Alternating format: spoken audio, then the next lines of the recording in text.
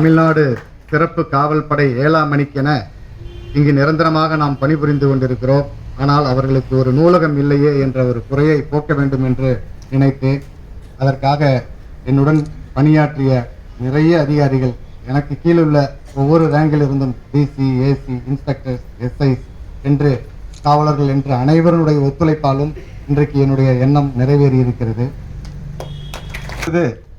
அவர்களிடத்திலே இதே மேடையிலேயே 11 பேருக்கு வேலை வழங்க வேண்டும் என்று கேட்டுக்கொண்டு அவர்களின் பயோடேட்டாவை அந்த நிறுவனத்தாரிடம் நம்முடைய நீதிபதி முன்னால் சமர்ப்பிக்கிறேன்.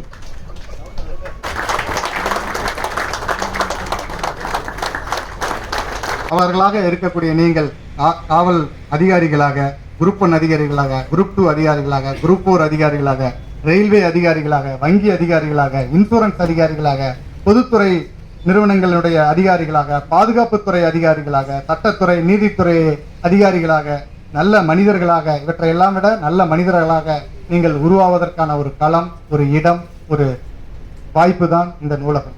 இந்த நூலகத்தை நீங்கள் எப்படி எடுத்துக்கொள்கிறீர்களோ, எப்படி அவற்றை பயன்படுத்துகிறீர்களோ அதை பொறுத்துத்தான் எங்களுடைய எண்ணம் நிறைவேறும்.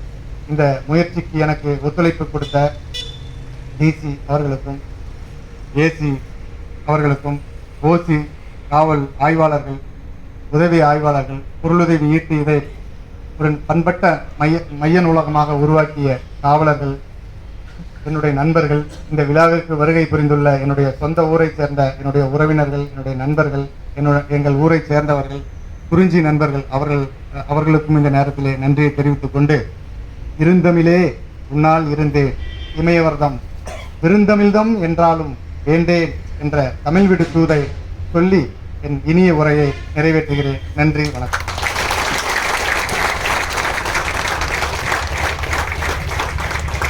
அனைத்தும் கண்டன தகும் என்று இருக்கிறது. தொட்டு தொட்டு படித்தால் புத்தகம் எப்படி, அது ஒரு காகிதமா இருக்கும். தொடர்ந்து படித்தால் அதுவே உங்களுக்கு ஒரு ஆயுதம். எப்படி நான் ஒரு சமீபத்தில் படித்த வார்த்தைகள். போனதொரு குறிஞ்சி நூலகம் அமைக்கப்பட்டிருக்கிறது. அதுவும் குறிப்பாக நமது நண்பர் சொன்னார், இது குறிஞ்சி என்ற பெயரை அமைப்பதற்கு பெருமிதம் கொள்கிறேன் என்று. உண்மையிலேயே அந்த குறிஞ்சி என்ற பெயரை சூட்டியவர் நமது காவல்துறை கண்காணிப்பாளர் தான் என்பதை பெருமிதத்தோடு நான் தெரிவித்துக் கொள்கிறேன்.